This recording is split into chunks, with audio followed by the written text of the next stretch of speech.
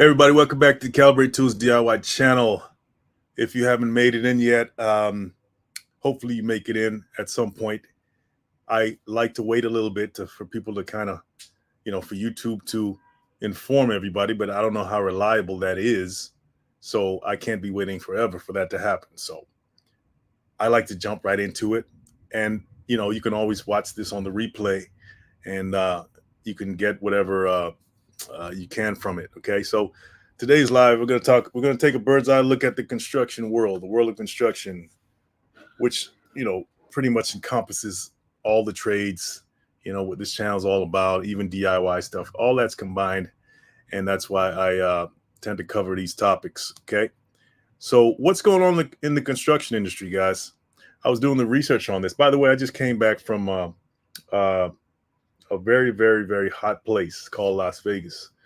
And man, I tell you, if you ever wondered how a muffin feels like when it's getting baked in the oven, that's how it felt out there in Las Vegas in the past week. So shout out to you Vegas guys who were born and raised there. I guess you guys know how to handle that kind of heat, man.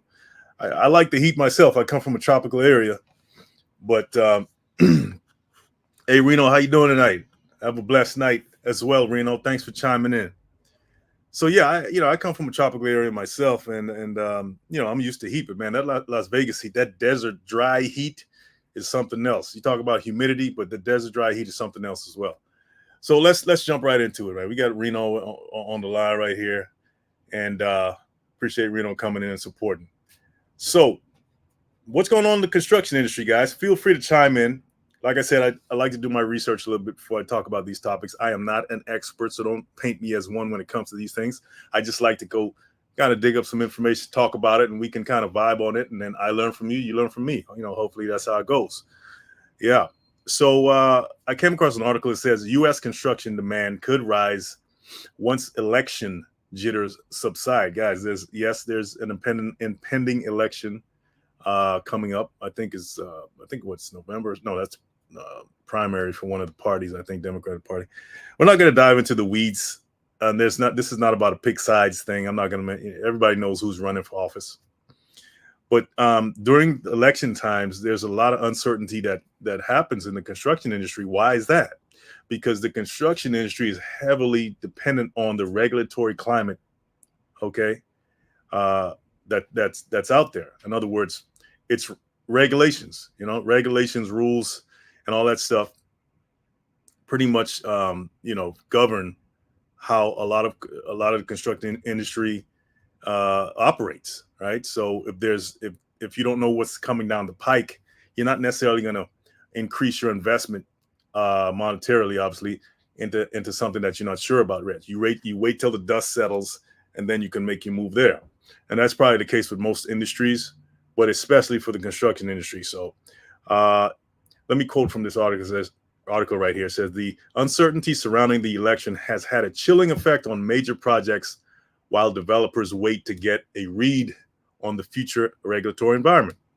Once a clear path is visible, steel, that very, very precious commodity in the world, in the world of construction, in the world of building, steel should begin to flow to major projects, okay? Particularly government-funded infrastructure projects that had been just sitting on the shelf, according to this person, this company that researched this information. And that's pretty straightforward. I mean, you don't have to be a genius to understand that. Yeah, if construction is dependent on a certain commodity, that commodity is not going to flow until you know what's going on, until they find out who's in office. Is that person going to be, or that administration going to be construction friendly or not? But then it begs the question, why wouldn't they be construction friendly? You can dive into the weeds of that and figure it out for yourself. But why? Why wouldn't an administration be construction friendly? Why would they hold back expansion? Why would they hold back things like manufacturing? Because a lot of these other ancillary industries like manufacturing and things like that, they all kind of work together. They all tie into each other. And why would you hold up the overall economy because of some political agenda? But things have happened. Just look at what's going on right now. I mean, you never could tell what's going to happen, right? So yeah, so I decided to say, hey, let's the kind of define what the construction industry is, and it's not just building houses. It has a lot more to do that. It has, like I said, infrastructure. You're talking about whole, cities, and not just houses and things like that. You're talking about bridges. You're talking about whatever. You're talking about data centers, things like that. We'll dive into the weeds of that. Matter of fact, let me help to define the different sectors to kind of give you guys a bird's eye view of what it consists of.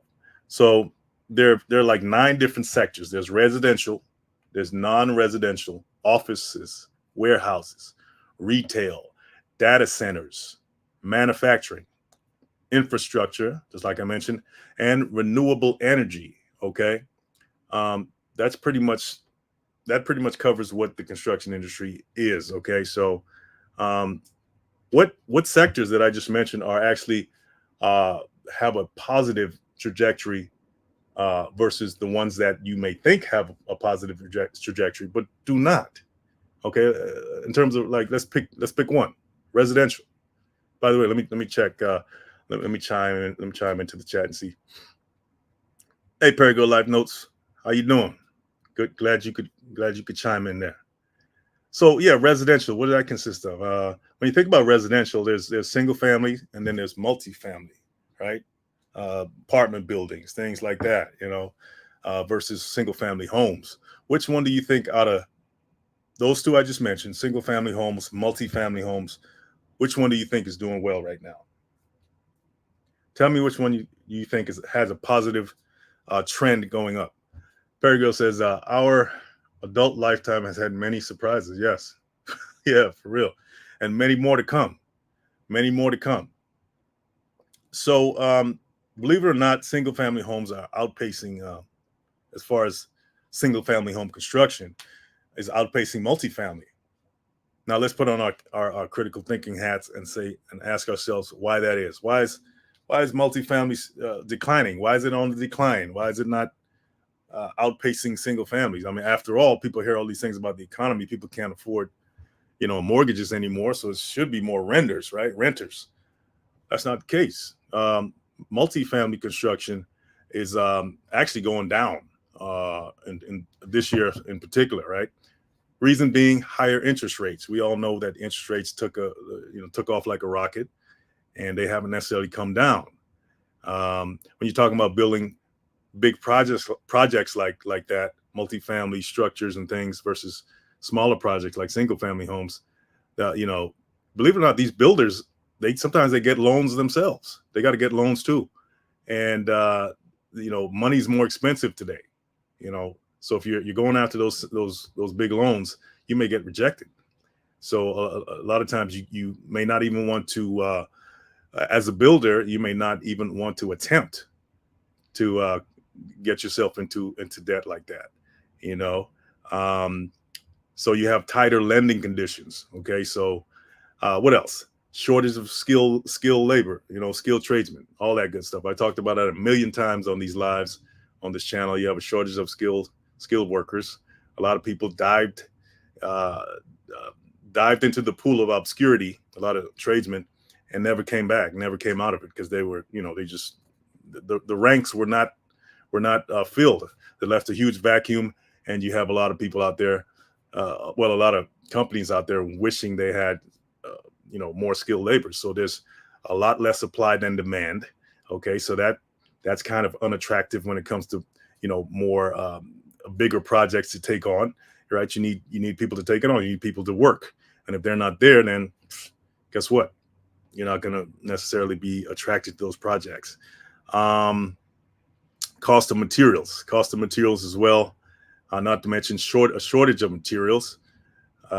We saw what happened back in a few years ago with when you had big supply chain issues, and as a result of the pandemic and so forth.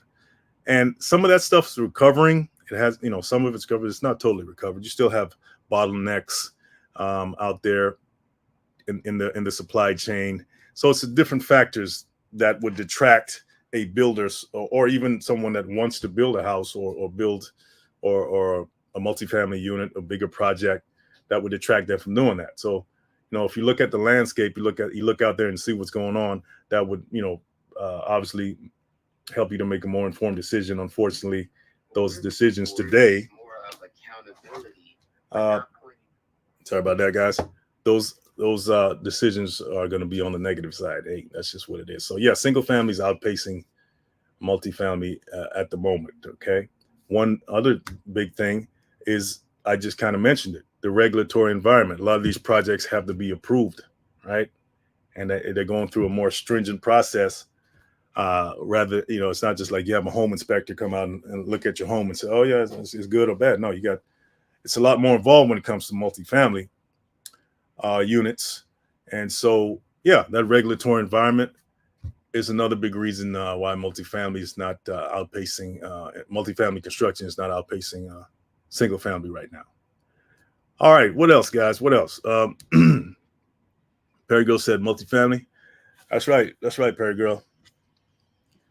Okay, so let's continue, guys. So talk a little bit about the residential, non-residential, well, mostly residential. What else is going on here? One thing I found very interesting is that you have an uptick, right? Something that has not declined, and that's the data center construction. Anybody? First of all, let's define what a data center is. Okay, what is a data center? A data center, is like what they have. People think of like computers, and where there's a lot of processing going on, digital things going on, and things like that. If you think of like an Amazon or a Facebook, those are just two examples where they would have huge data centers because they're processing huge amounts of information, and we know this is the information age. So, and not just the information age, but digital information. So, right. So data centers are really dependent on their digital infrastructure. Okay. And there's a very, very high demand for that. Right. So, one of the two aspects of digital infrastructure, can somebody tell me what they are today? Cloud computing and artificial intelligence. When you get on your computer and you type something into Google, that's kind of like artificial intelligence. So we've been using it, but it's come more to the forefront because it's being used in different applications right now, and it's more popular now because of its application. But it's been around. So cloud computing and artificial intelligence are pretty much what drives these data centers today. And we know that these things are just blowing up, right? These things are just blowing up. So what's that going to mean? That's going to mean that data center, the place where a lot of these storage places for these machines are, because even if you talk about the cloud, you think about information stored out there. No, they're stored in these data centers. It's not up in the sky somewhere. It's stored in these data centers, of course, with the use of the internet and all that good stuff. So you're gonna, the construction of these facilities are just kind of blowing up.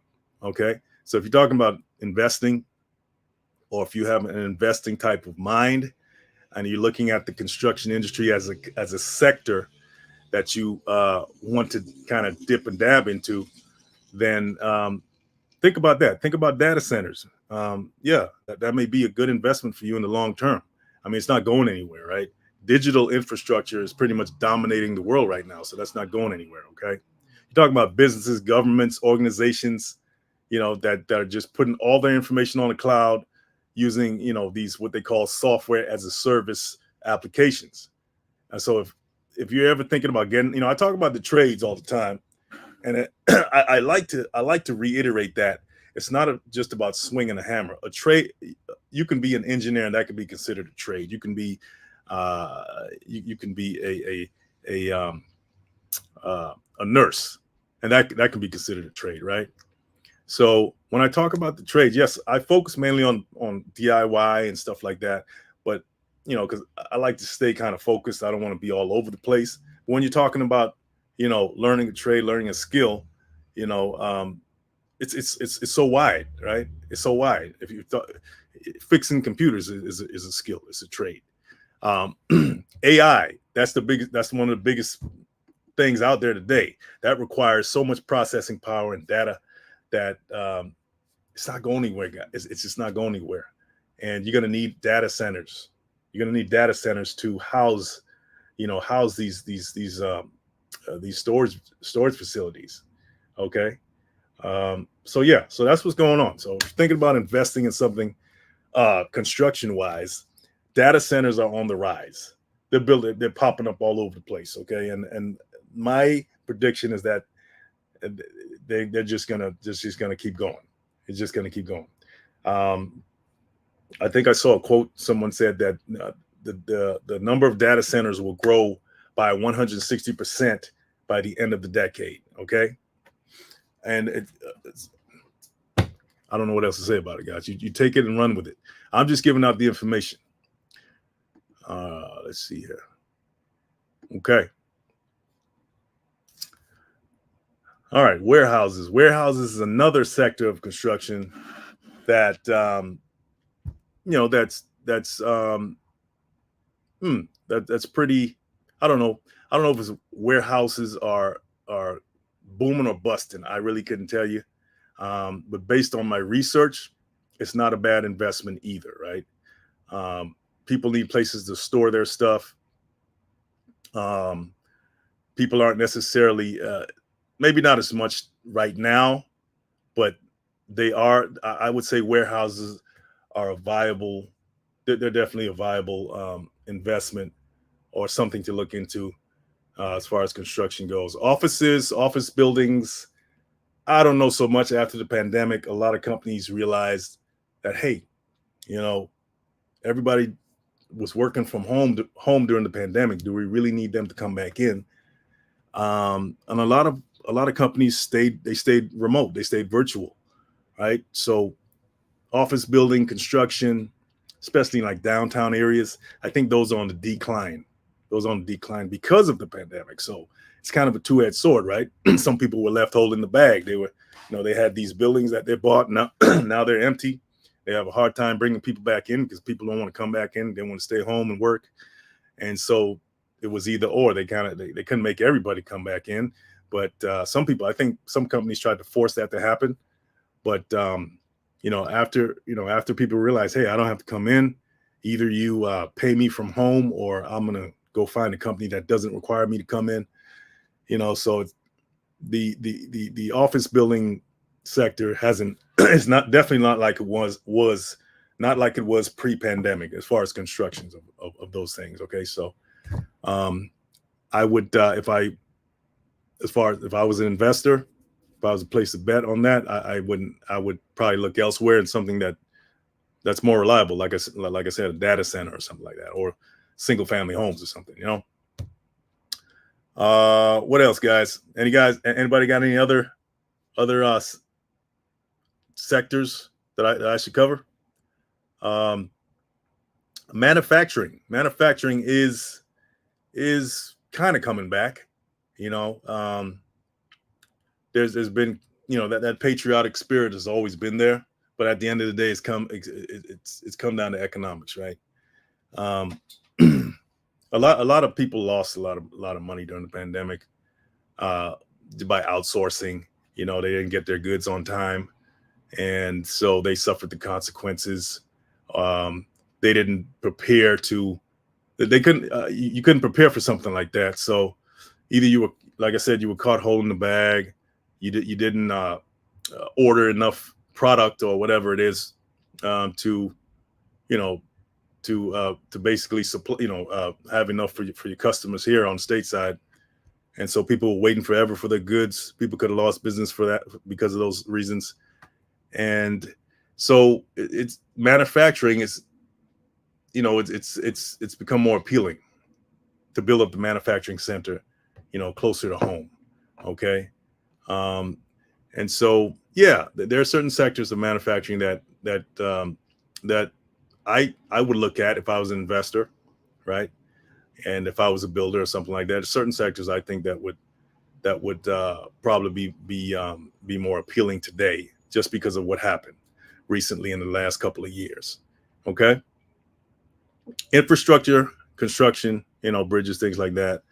Um, that's always there's always going to be a need for that, and anything that's hindering that would be along political lines. And like I said, a lot of the construction industry is dependent on the regulatory climate. So coming up on an election year, that you don't really know what's going to happen. So you kind of hold back. You kind of hold back a little bit, okay, until the dust settles, like I said, and then you can make your moves from there. Um, renewable energy. Well, that's always been contentious. You got to think about let's talk about solar, for instance, right? Um, or electric cars or things like that. By the way, electric cars, when it comes to manufacturing, the manufacturing sector, that's been kind of an uptick as well, because that's a big thing. A lot of people are becoming so environmentally conscious. You got these conventions around, in these different countries, trying to, climate change, combating climate change, and all that good stuff. And I don't know how much headway that's made, but you're definitely going to have the old tried and true energy sources, fighting to keep a hold of of the game, pretty much. You got oil and gas, going up against solar and stuff like that. So that can be an iffy thing. But I do think renewable energy is gaining ground, and so you got solar farms popping up all over the place. You see more. I see more. I definitely driving around. I see more people with solar panels on their houses, and I'm assuming that a lot of companies are seeing the return on investment for having some of these renewable energy sources integrated into their own business, so they could save money. you know so yeah, it's I would look into it. I myself was in the solar industry for a little bit. I used to install solar panels. Very interesting technology. I love the fact that you can harness light from the sun and pretty much produce electricity. So there's no need necessarily for well, I'm not going to speak on that too much because I haven't really studied the industry, even though I worked in it. I'm not going to say, hey, listen, it's going to take over, it's going to solve every problem. But I do believe that it can, right? Because no one knows. And I don't want to sound like a conspiracy theorist, but when you're fracking and you're digging into the earth to extract, whatever, methane, oil, whatever, all that stuff, I don't want to underestimate how powerful Mother Nature is. But even on a surface level, what could that be doing to the tectonic plates, right? What kind of instability can be being introduced into that by digging into the earth like that, causing maybe some, some unwanted, undesirable, things like earthquakes, this and that, tidal waves. I don't know. Maybe I watched too many movies, right, where the big giant wave come and wash everybody away. But anyway, so yeah, that's another sector, guys. Renewable energy. If you have that kind of mind, it would probably appeal more to a nature person, someone who's more in harmony with the earth. Renewable energy construction would be probably more appealing to you. So yeah, so let me see here. What else? What else? What else, guys? I think we covered the major sectors of the construction industry. But let's see what else is. Let's see what I can dig up for you. Talk about multifamily.